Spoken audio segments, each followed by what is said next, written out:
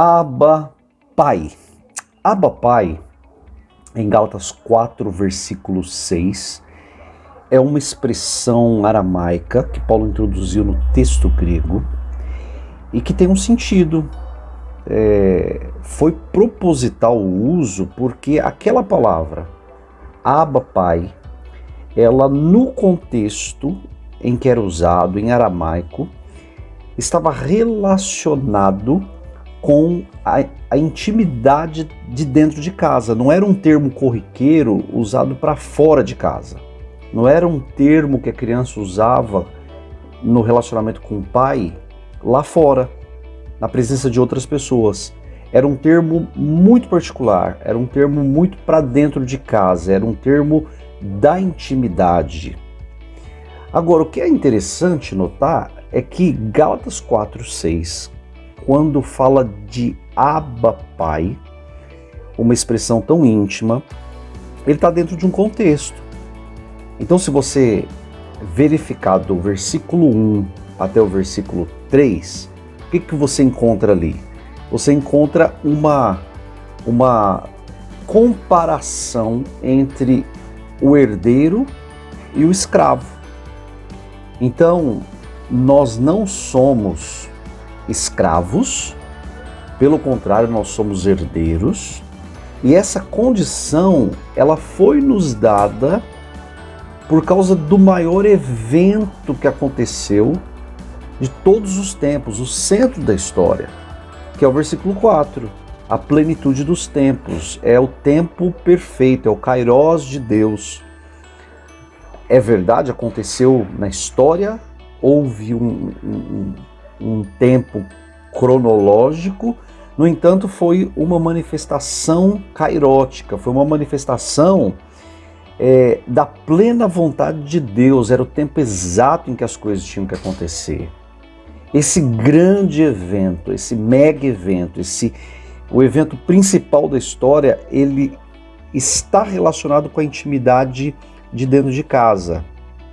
Parece que não tem muito a ver. Como que um grande evento, como que o maior evento histórico, como que o centro da história pode estar relacionado com o anonimato, pode estar relacionado com o estar dentro de casa.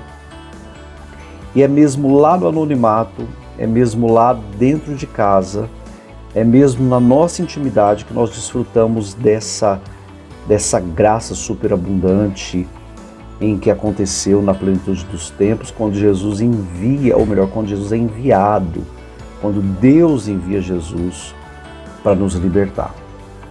É o que diz o versículo 5, ele fez isso para nos redimir, e a palavra usada ali é compra em mercado.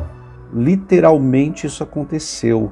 Nós fomos comprados em mercado, nós estávamos expostos. Aí aqui encontram-se a figura do escravo e do filho adotado.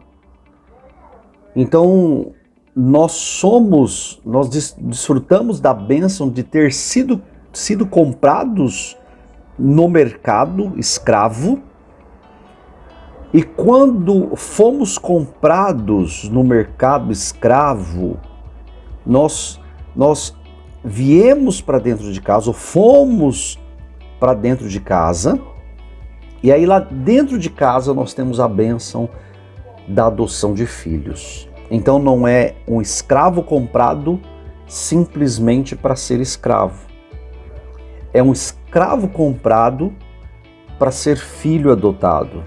Então, que coisa linda. É por isso que o versículo 6 fala que nós recebemos adoção de filhos. Ou melhor, o versículo 6 tem uma expressão linda, e a expressão é: nós recebemos o Espírito de seu Filho. Nós recebemos o Espírito de seu Filho. Então o mesmo Espírito que está em Jesus, o mesmo Espírito do Filho em relação ao Pai, o mesmo Espírito, ele foi partilhado conosco. É por isso que nós podemos clamar Abba, Pai, e na intimidade.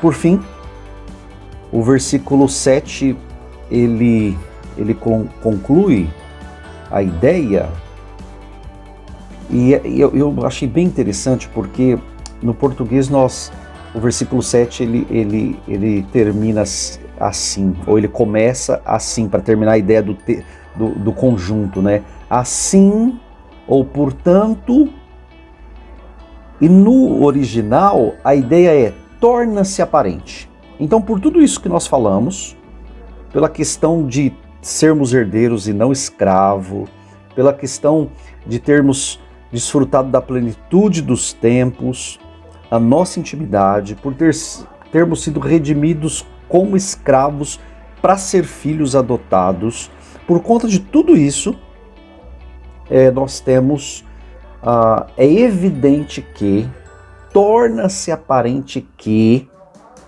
nós somos filhos e não escravos. Aí o texto termina de uma maneira fantástica.